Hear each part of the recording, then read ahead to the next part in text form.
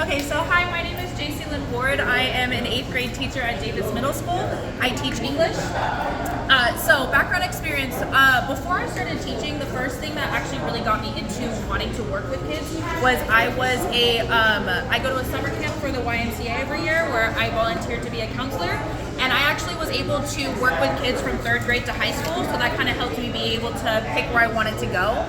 After that, I got my bachelor's in English at Channel Islands, and then I started my teaching program at Ventura Unified.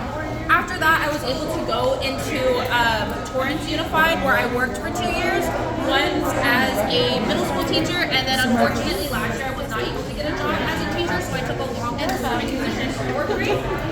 And then this year, of course, I was able to join the Compton family, and now I am at Davis.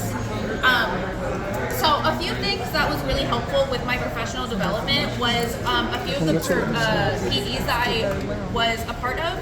Class time and CAS were really helpful in everything, especially with class time. It wasn't just new to me, it was new to the district, so it was really nice to be able to have that initiative on how to even use the app. And then of course with CAPS, just making sure that I knew all the information, making sure that I knew exactly what I needed to get done, and of course whatever my goal was to get the kids ready for that. Some of the other PDs that I did were dealing with kind of just a mindset of how you should be in the relationships that you have both with teachers and students, just being able to keep those boundaries, and then also being able to pick between growth versus fixed mindset, and really just trying to stay positive, not just for myself, but then also to show the kids that even through hard times we can remain positive about things. A few of the research that I did to conduct was, of course, my triad meetings, which definitely helped not just with knowing how to be a teacher, but then also just knowing what I need to do specifically for the school that I was at. My peer observations were very helpful because that really did help me with understanding a better way to be a general teacher. But then also I observed English teachers, so that also helped me with English strategies. And then, of course, my mentor observations, those were really helpful because that was more of, you were able to see my teaching styles and then comment specifically on that. So I was able to really pick, and that's kind of where I got in my self-reflections as well. Every single time I had an observation, I had a meeting, I had anything, I like to reflect just to make sure that I'm always keeping up with what I need to get done.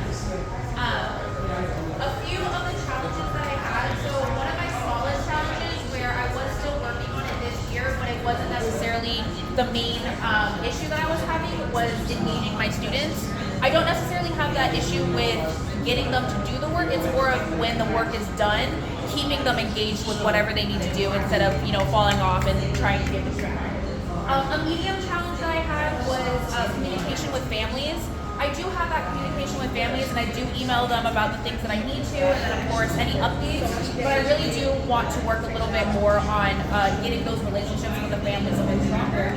And then lastly, my biggest challenge, which is something that I've been working on my entire induction program, has been my classroom management skills.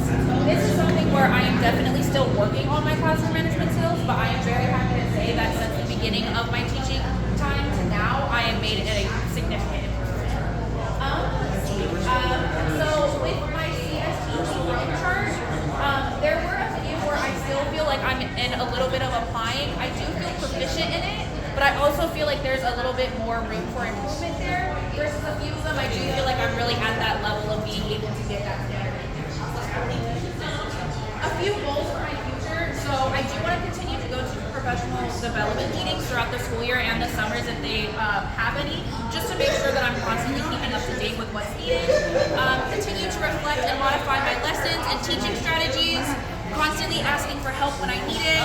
Continuing to work on my improvement skills, and then of course always being willing to consider feedback and comments that are given to me.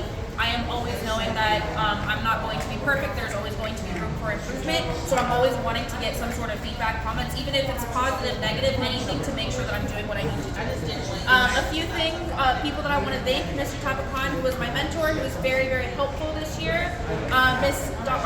Dr. Ramos, Ms. Carol Cassini, my site administrator, and then of course Mr. Walter Martinez, who is the vice principal and also ELA specialist for me. I was fortunate enough to have him at my school, so it was really helpful whenever I needed that help or whenever I needed to ask him specific things. I was able to go to him right away versus having to email I